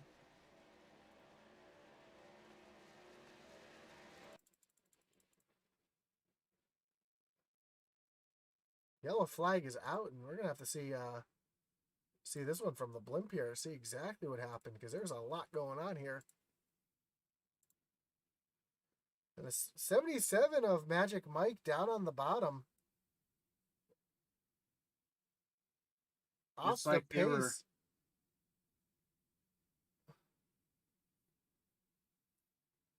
It's very reminiscent of Kevin LePage at Talladega, or was it Daytona or Talladega, when he was coming off pit road and the field just didn't have enough time to check up, and Man, that's not what you want to see here. As Kyle Roberts is going to continue to be your leader here. How much more I think damage? he's the only one that didn't get anything. Yeah, how much more damage did Kinder get there? And does Garrett still have a reset? We can see the front of Brett Rederer there is non-existent. Looking a little modified-ish. Also, Josh Oswald hitting pit road here as well. Let's see how many of these trucks still have resets here.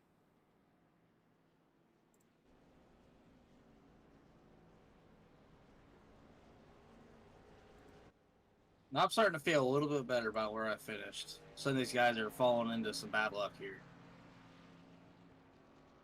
Let's see, Brett Rederer had the reset. That truck Has popped one. back in. Yep. Got to take some tires for the restart. Gary White, right, looks all right. Josh Oswald.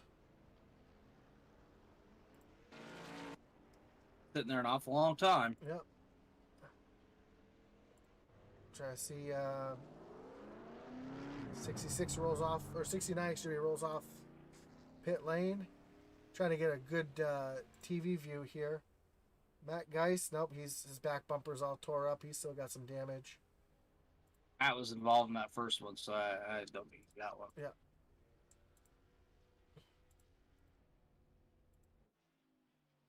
Zach Wetstein's still out there trying to maybe make up some positions if he can.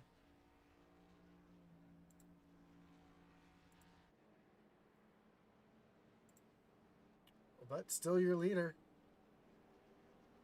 The 35 of Kyle Roberts.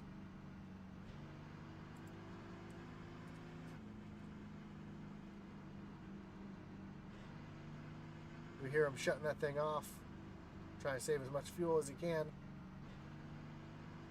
Tyler Rice says, that sucked.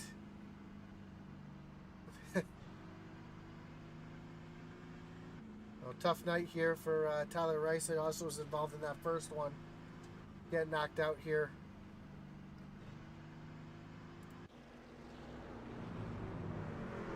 As the lights on the pace truck are off, we're going to have 4 laps to settle this. Unless we have another green-white checker like we saw in the last one.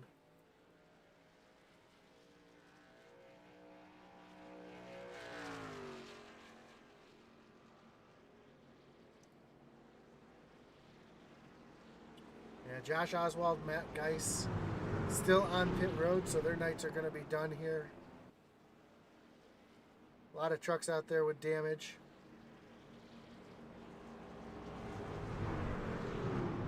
Right now, I'd have to say this is Kyle Roberts' race to lose.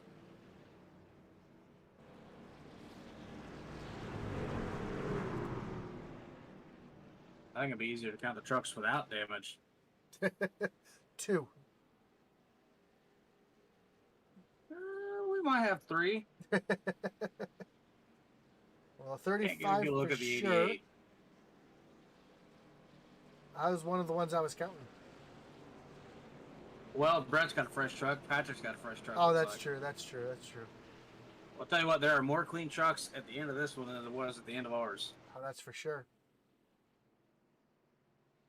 Kinder still has a bit of damage to that truck, too. You see the left front quarter panel wrinkled up on that, and the left rear pushed in a little bit.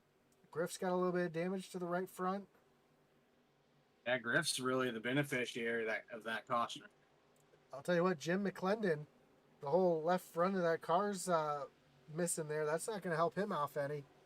As we're getting ready to go back green flag racing, green flag's in the air. No one really went.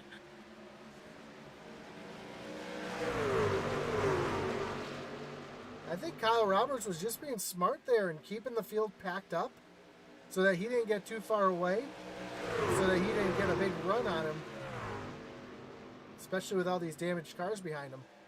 Oh, Redder's going to go up. Redder just got real loose there, so they come down the backstretch. I'm surprised that 18 of Jim McClendon's able to stay where he is with as much damage as that truck has. Here goes Kinder right to the front with Griff, giving him a shove up there, and with as much damage as those trucks have, I'm surprised they were able to get around Roberts, but they did, and now they're going to take the lead away. Here comes Redder on the outside. He's got Patrick Drabick behind him. Griff's going to throw himself on the sword, kill momentum on the high side. 3 laps to go here at Daytona to settle this duel, and Griff now down to the bottom. He's gonna go back for the comfort of his teammate. Ooh, Redder gets a little loose there. I don't know if that was just a little bump from behind or what, as Griff's trying to use a little side draft to keep Redder to the side of him and not get by him. Redder's got him by a nose here as they come down the backstretch into turn 3 and 4. And how about Zach Wetstein? Up to 5th right now. Yeah, after the unfortunate luck he had there at the very beginning, kind of hung back and saved his truck and stayed out of the last 2 cautions. So able to get back on the lead lap as the beneficiary of the lucky dog. And he's got himself in good position. I don't think he's got damage on that truck either. Yeah, the top the 2 trucks on the high side are straight. Top 3 trucks are straight and clean. And you got Kinder, who's got that driver's side damage on the door and the bedside. They are 2 by 2 by 2 for 4 rows. Griff getting a little bit of that run down on the bottom. Oh, Wetstein almost gets into the back of Drabick there and able to stay off him to keep from something happening there as we are coming to the white flag here. Who's going to lead this one? This one don't matter. The next one's the one that counts. And if something leads that one. Yep, if something was to happen, there would be no yellow. As you see the 5 trucks staying down out of the way. Oh, Redder trying to seize that side draft, almost gets into the side of Kinder. Griff is the sole possessor of the leader. Oh, 3 wide as Drabick goes to the high side. We're 3 wide for the lead. Coming down the backstretch. Drabick with a big push here from Zach Wetstein. Griff's going to carry the momentum down the backstretch into 3 and 4, side by side. They're trying to get that side draft off Drabick. Zach Wetstein locked the bumper. Kyle! That's going to kill. Kyle. That's going to kill. Yeah, it's going to kill everything. Yep, as Patrick Drabick is going to win with Zach Wetstein coming in 2nd and William Griffith coming home 3rd. And because Kinder just got turned around there, it killed all the momentum that Griff had there. Let's take a look at that wreck there. So you can see what happened. Just going to go rewind. Don't mind the rewind. We'll take a look at Kinder here. We'll look at it slow motion. Oh, Kyle was pushing in the corner. A dangerous game. Yep, and that sends Kinder around. Who else is that back there? Redder, Mickey Isaac, McClendon, all involved in that. And up front, that's going to allow Patrick Drabick to get that big push from Zach Wetstein to get the win in your duel. And he'll be starting in the 4th spot come next week. And the celebratory. And the Rebel celebration. That's my favorite part about this whole league.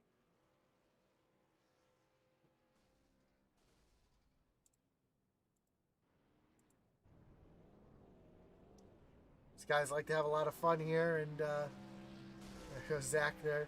Let's take a look at your final standings here, your final results. After the dust is settled. Yeah, after the dust is settled, Drabick, your winner, Zach Wetstein in 2nd.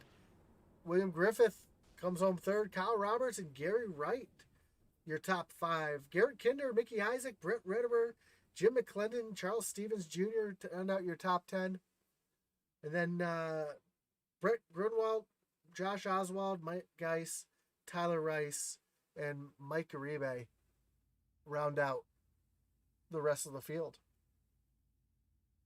It looks like we got see if we got anybody in the waiting room here as we're waiting for. No, we don't have anybody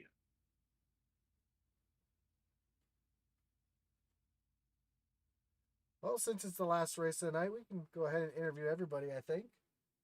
I'm going to pull Griffin myself. If I can All find right. it. I'm not sure. Nope.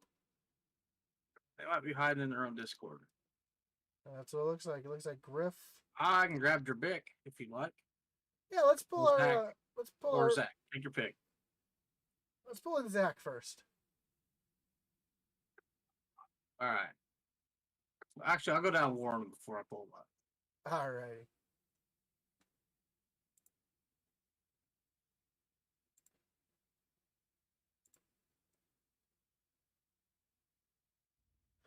Oh, just gonna see if we can get our second place finisher.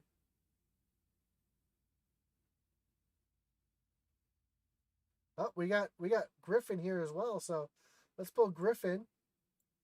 Hey, Griff, you got Josh and Alex in the booth. You got us? Hey, what's going on, guys? Yeah.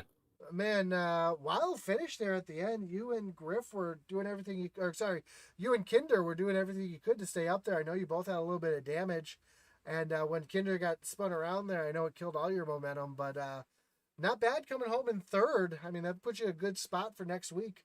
Did the race go kind of how you saw it going? Did the strategy kind of change as the race went on? Not really. We decided kind of early we're just gonna come down and do kind of a short pit, and we all did it. We were all cutting it pretty close on fuel, but it worked out pretty much how we were hoping for it to work out. What was it, like lap 22 there, and Kinder had a real good run on Brett and kind of made it 3 wide, and I got bumped down into the bus stop and went all the way around. I was running in last. Well, I guess I don't know, in front of Kinder or Zach there a little bit, but it worked out in the end. I guess I came all the way back and got P3, so can't complain. Yeah, it's quite the wild ride you went through in the bus stop and the access road and all the way through the grass. And Yeah, I was kind of surprised to see that too. As teammates, normally you don't have, usually you have the team orders that kind of help each other. And looked like early you guys are racing hard there. Yeah, that's kind of a good thing about this team that Kinder has this year. We're going to try to get ourselves up front, but we're definitely going to race each other hard as well. Well, any shout outs you got to give? Any thanks you want to throw out there tonight? Oh, I'm sure. Team, you guys, all of our sponsors, and my sister. It's got to be my sister. I'm sure she's probably said a whole bunch of comments tonight. But just hoping this will be a good, good starting point for the season and see where we can go from here. Yeah, I made sure to call you Seth before she had a chance to remind me that your name was Seth. Oh, so. No, it's all good. Hey, whatever you want, Will, William, Seth, Griff, it's all good for me. So. Well, Griff, congratulations on third place. I know it's not for points or anything like that, but must feel good to get the shakeouts, especially with the big shakeup that you guys have had on the teams this year, to kind of get comfortable with each other and get ready for next week. Yeah, it'll be good. I think I'll be P6 starting next week, so somewhere around there. We'll see how it shakes out, but should be, at least I'll be starting in the top 10, so hopefully I can avoid some of the craziness. There you go. Well, congratulations. We'll talk to you soon. Yeah, guys, thanks. And now we got our second place finisher, Zach Wetstein. Zach, you got Josh and Alex in the booth. You got us? Yeah. Man, rough start to the night. Ended up coming back to finish second tonight. I mean, not the night you were hoping for, but a pretty good result at the end. Yeah, shout out to Kinder. When I got included in that wreck, I got down the backstretch and my temp started soaring through the roof, and I blew up. And he pushed me back to pit road, but unfortunately, he asked me if I was good enough to get to my pit stall, and I was only 2 stalls out. And I said yes, and as soon as he stopped pushing me, my truck just started losing speed rapidly, and so I had to tow like a stall away from my pit crew. And so I went a lap down and was a lap down until lap 30. And I knew if I could get back in the lead lap, that with how these trucks run, and they're completely different from the Cup cars, that I could get towards the front. It was just about if I was going to get wrecked again or not, because it's Daytona. Watched that whole thing down pit road. I'm like, man, he ain't a Reaper no more. But it's good to see the camaraderie still there. And then you go, it's like your clutch was still engaged, and the truck went and dead stop, a stall away. I was heartbroken for you, buddy. Yeah, I mean, I knew the truck wasn't running. My motor was completely expired, but I still thought my truck would at least coast. But it just completely died. And yeah, I mean, not a part of Reaper Racing anymore, but I mean, me and Garrett finished 1-2 last night. I helped him get the win in that duel. And so, I mean, we even talked about it. We said, we're not teammates, but if there's a chance to help each other out in a situation, we've kind of earned the respect of each other to do so. And that kind of showed there with him helping me because he didn't have to. Well, when it comes down to it, though, it looks like Goat Locker Racing kind of has a good partnership going now here with you and Dravic coming home 1-2. Oh yeah. The plan, it wasn't a plan to work with them, but my dad had hopped into their channel, and he kind of I think worked with Jamie a little bit in their duel. So I hopped in the channel, and then they left once their duel ended. So it was just me and Pat, and we got the lead early. I mean, you guys saw that, and if that wreck didn't happen, I think we could have stayed up there. But once I saw that on that last restart with 4 to go, that he would be starting right in front of me on the outside line, that being on the inside line, I could easily get to him and we could get through the pack. And shout out to him, because I told him with 2 or 3 to go that we should go 3 wide on the outside, but he told me to stay patient and wait till the last lap, and it worked out. Well, any shout outs you got to give besides Dravic there? Yeah, absolutely. Matt Geis and everybody that runs the series, Ray Cobb and Matthew Mann, their families.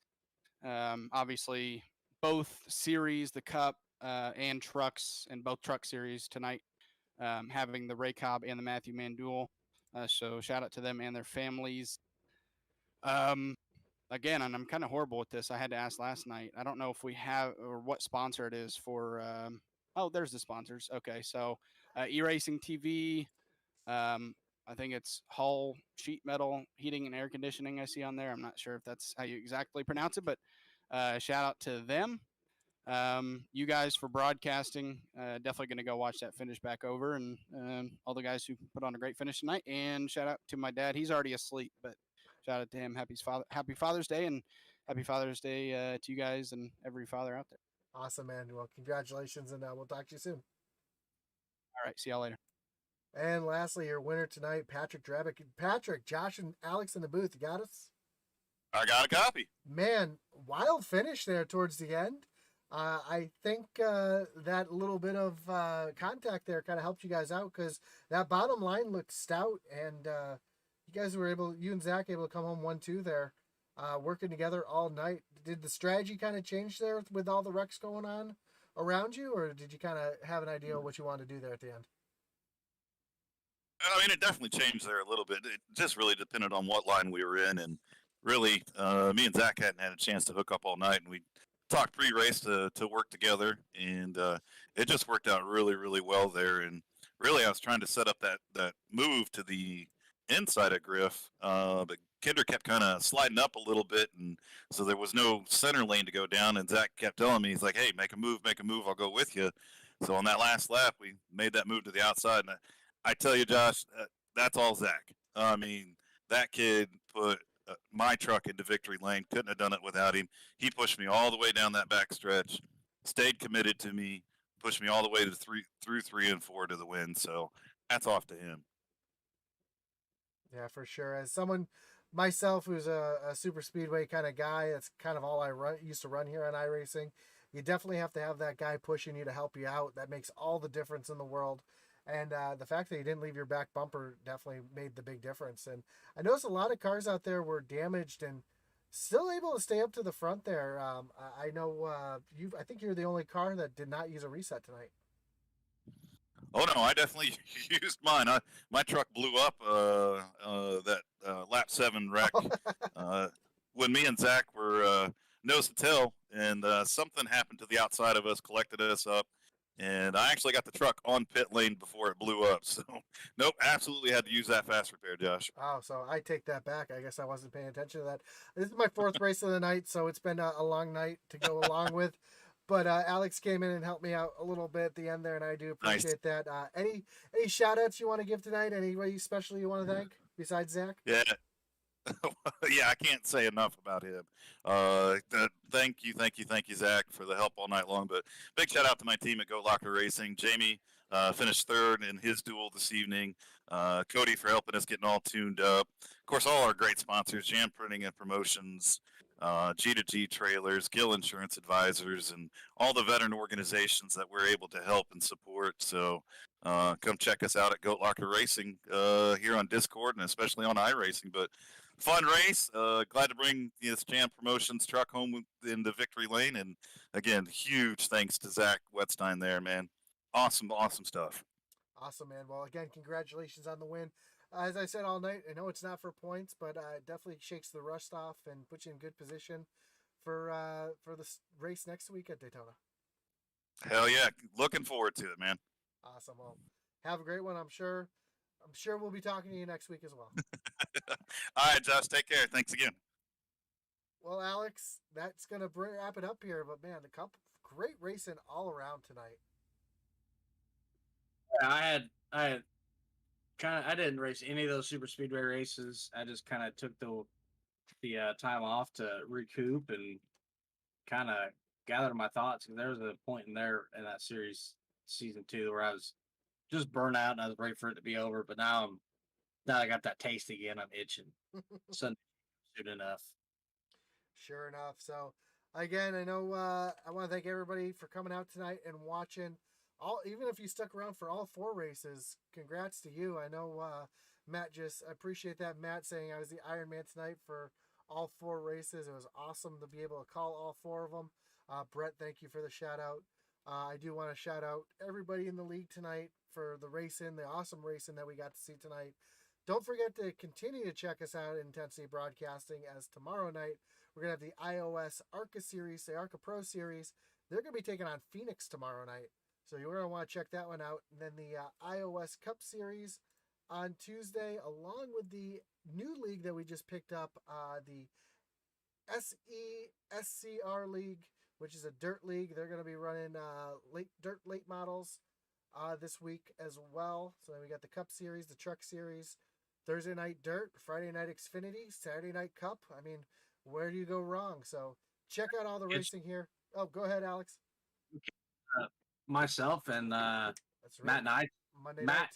Nights on Monday nights, the Short Track Super League. Would be at the Sprint Car Capital of the World, Knoxville Speedway, about 4 hours from where I sit. Mondays I usually take off, so I always forget about that league. But yeah, check that out too, as that's going to be a great one as well. Dudes are fast. Yeah, anytime you get good dirt racing, it's always exciting. So, again, my name's Josh Hall. I appreciate Alex Veith helping me out in the booth tonight. Don't forget to like, follow, subscribe, hit that little notification bell, let you know when we're going to be broadcasting. 7 nights a week here on Facebook, on YouTube, on Twitch, Twitter. Check out Intensity Broad 1, eRacing TV. Don't forget to check them out on Roku and Fire Stick. And as Atman Weiss would say,